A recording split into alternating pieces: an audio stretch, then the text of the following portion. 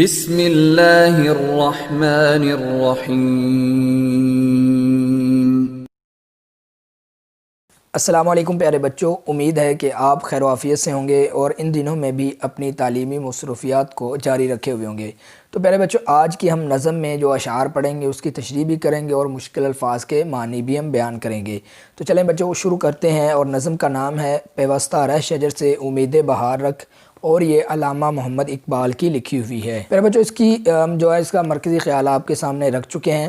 آج ہم اشعار کی تشریح کریں گے۔ پہلا شعر ہے کہ ڈالی گئی جو فصل خزاں میں شجر سے ٹوٹ، ممکن نہیں ہری ہو صحاب بہار سے۔ تو پیارے بچوں، اس میں مشکل الفاظ جو ہیں پہلے وہ بیان کرتے ہیں کہ ڈالی سے مراد شاخ ہے، صحاب سے مراد بادل ہے، اور شجر سے مراد درخت ہے۔ اب پیارے بچوں، اس کی مختصر تشریح ہم کچھ اس طرح بیان کریں گے کہ اس شعر میں علامہ محمد اقبال مسلمانوں کے لیے اتحاد اور یکجہتی کی اہمیت کو واضح کرتے ہوئے کہتے ہیں کہ جس طرح درخت کی جو شاخ خزاں کے موسم میں درخت سے ٹوٹ گئی ہو، وہ دوبارہ کبھی سرسبز اور ہری نہیں ہو سکتی، خواہ موسم بہار کا بادل اس پر کتنی ہی بارش برساتا رہے، ایسی شاخ پر ہمیشہ خزاں کا موسم چھایا رہتا ہے۔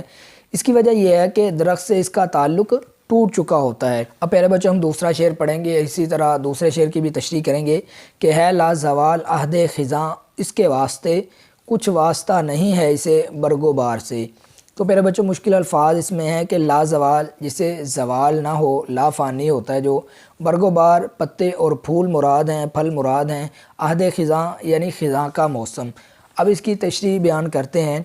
اس شعر میں علامہ محمد اقبال کہتے ہیں کہ شاخ جب درخت سے کٹ جاتی ہے تو درخت سے کٹ جانے کے باعث اس کا برگ و بار سے کوئی واسطہ اور تعلق نہیں رہتا، یعنی اس کا درخت سے الگ ہو جانے کی وجہ سے پھول اور پتوں سے کوئی تعلق نہیں رہتا۔ علامہ محمد اقبال نے یہاں مسلمانوں کو عظیم درس دیتے ہوئے کہا ہے کہ جو شخص اپنی قوم سے علیحدہ ہو جائے گا وہ کبھی آزادی کی خوشی نہیں دیکھ سکتا۔ اب بچوں، ہم تیسرا شعر پڑھیں گے۔ ہے تیرے گلستان میں بھی فصل خزاں کا دور، خالی ہے جیب گل زر کامل عیار سے۔ اس میں مشکل الفاظ بچوں وہ یہ ہیں کہ گلستان اس سے مراد باغ ہے، فصل خزاں اس کا مطلب ہے خزاں کا موسم، جیب گل مطلب پھول کا دامن، اسی طرح زر کامل عیار یعنی خالص سونا۔ اب پیارے بچوں، ہم اس کی تشریح بیان کریں گے۔ اس شعر میں علامہ محمد اقبال کہتے ہیں کہ اے مسلمان، تیرے باغ میں بھی خزاں کا موسم چھایا رہتا ہے، تیرے باغ میں تر و تازہ اور شگفتہ پھل پھول نظر نہیں آتے، ان پھولوں کا گریبان خالص سونے سے خالی ہے۔ اس طرح پیارے بچوں، ہم چوتھا شعر پڑھیں گے۔ جو نغمہ زن تھے خلوت اوراق میں طیور، رخصت ہوئے تیرے شجر سایہ دار سے۔ پیارے بچوں، اس میں مشکل الفاظ یہ ہیں کہ نغمہ زن یعنی نغمہ گانے والے، طیور یعنی پرندے، سایہ دار اس کا مطلب ہے چھاؤں دینے والے، اور اوراق سے مراد ہے کہ درخت کے پتے۔ اب پیارے بچوں، ہم اس کی تشریح بیان کریں گے کہ علامہ محمد اقبال اس شعر میں کہتے ہیں کہ اے مسلمان، تیرے باغ میں جو سایہ دار درخت تھے ان کے پتوں میں پرندے چھپ چھپ کر گیت گایا کرتے تھے، خزاں کا موسم آتے ہی گیت گانے والے پرندے اڑ گئے، گلشن کی تمام رونق بھی ان کے جاتے ہی ختم ہو چکی ہے، یعنی وہ لوگ جو پہلے اتحاد کے گیت گاتے تھے، نغمہ سرا تھے، ایک دوسرے سے وہ وابستہ تھے، اب وہ جدا ہو گئے ہیں اور ملت کے اتحاد سے بھی وہ محروم ہو چکے ہیں۔ اس طرح پیارے بچوں، ہم پانچواں شعر پڑھیں گے کہ شاخ بریدہ سے سبق اندوز ہو کے تو نہ آشنا ہے قاعدہ روزگار سے۔ پیارے بچوں، اس میں جو مشکل الفاظ ہیں وہ ہیں شاخ بریدہ یعنی کٹی ہوئی شاخ، سبق اندوز ہونا یعنی سبق سیکھنا، نا آشنا یعنی ناواقف، قاعدہ اس کا مطلب ہوتا ہے دستور اور طریقہ۔ پیارے بچوں، اب ہم اس کی تشریح کریں گے۔ پانچواں شعر ہے کہ علامہ محمد اقبال اس شعر میں کہتے ہیں کہ اے مسلمان، قوم اور ملت کے زوال اور پستی کی اس حالت میں تجھے درخت سے کٹی ہوئی شاخ یعنی شاخ بریدہ سے سبق حاصل کرنا چاہیے۔ قانون فطرت ہے کہ جو شاخ خزاں کے موسم میں اپنے درخت سے کٹ جاتی ہے یا ٹوٹ جاتی ہے تو وہ دوبارہ کبھی ہری بھری اور سرسبز و شاداب نہیں ہو سکتی۔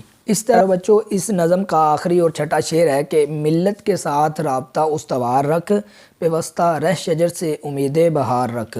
اس میں مشکل الفاظ جو ہیں، رابطہ مطلب تعلق ہے، استوار اس کا مطلب ہوتا ہے مضبوط، پائیدار اور قائم۔ ملت سے مراد ہوتا ہے قوم، اور پیوستہ رہ سے مراد ہوتا ہے جڑا رہے، یعنی اس کے ساتھ تعلق قائم رکھ۔ امید بہار یعنی اچھے دنوں کی امید۔ اب پیارے بچوں، ہم اس کی تشریح کریں گے۔ علامہ محمد اقبال اس شعر میں اتحاد و اتفاق کا پیغام دیتے ہوئے کہتے ہیں کہ اے مسلمان، تو ملت کے ساتھ اپنا تعلق مضبوط رکھ، ملت کی مثال درخت جیسی ہے اور تیری مثال ایک شاخ کی طرح ہے۔ اگر تو خزاں کے موسم میں بھی درخت سے جڑا رہا تو یقیناً تجھ پر کبھی نہ کبھی بہار تو آئے گی، اور اگر تو درخت سے کٹ گیا تو بہار کے موسم میں بھی کبھی سرسبز و شاداب نہیں ہو سکے گا۔ اسی طرح تو بھی ملت سے الگ ہو کر کبھی ترقی اور فلاح نہیں پا سکتا۔ تو پیارے بچوں، یہ تھی وہ نظم جس کی ہم نے تشریح بھی کر لی ہے، مشکل الفاظ بھی حل کر لیے ہیں، اسی طرح اس کا مرکزی خیال بھی ہم پہلی ویڈیو میں بیان کر چکے ہیں۔ امید ہے پیارے بچوں آپ کو سمجھ آ گئی ہوگی اور آپ اچھی طرح اس کو یاد کریں گے۔ اب اجازت دیجیے، اللہ حافظ۔